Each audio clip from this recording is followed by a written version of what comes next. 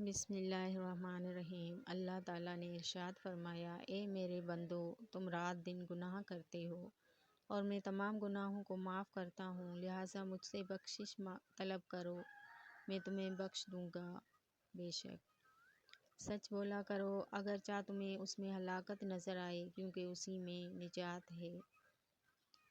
رسول اللہ صلی اللہ علیہ وآلہ وسلم نے ارشاد فرمایا، تم میں بہترین شخص وہ ہے جو تم میں اپنی بیویوں کے لیے بہترین ہو۔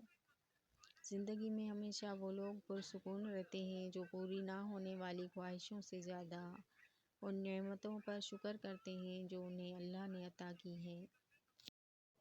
داڑھی اور پردے کے لیے اتنی دلیل کافی ہے کہ کائنات کے سب سے حسین چہرے پر داڑھی تھی اور کائنات کی سب سے پاکیزہ عورت نے پردہ کیا تھا۔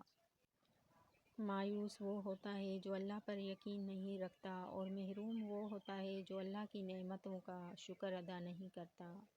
دکھ میں کبھی پچھتاوے کے آنسو نہ بہاؤ، بلکہ یہ سوچو کہ تم وہ خوش نصیب ہو جسے اللہ نے آزمائش کے قابل سمجھا۔ گھر کے مقابلے میں دروازہ چھوٹا ہوتا ہے، دروازے کے مقابلے میں تالا چھوٹا ہوتا ہے، اور تالے کے مقابلے میں چابی چھوٹی ہوتی ہے، لیکن وہ چھوٹی سی چابی پورے گھر کو کھول سکتی ہے۔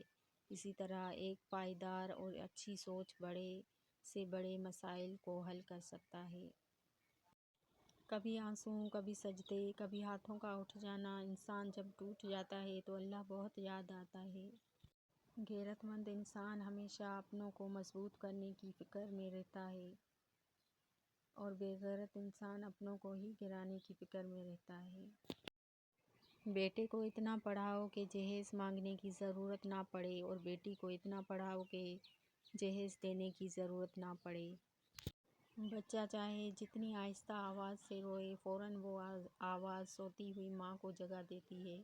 تو یہ کیسے ممکن ہے کہ وہ رب جسے نہ نیند آتی ہے نہ اونگ، اور جو اپنے بندوں سے ماں سے 70 گنا زیادہ محبت کرتا ہے، اپنے بندوں کی آہ پر اس کی فریاد نہ سنے، اپنے بندے کی حاجت پوری نہ کر سکے، اللہ سے گڑ گڑا کر مانگنے والے بنو، ہر مشکل آسان ہو جائے گی۔ بے شک لوگوں کے عیبوں سے اس طرح غافل ہو جاؤ جیسے سوتے وقت تم دنیا سے غافل ہو جاتے ہو۔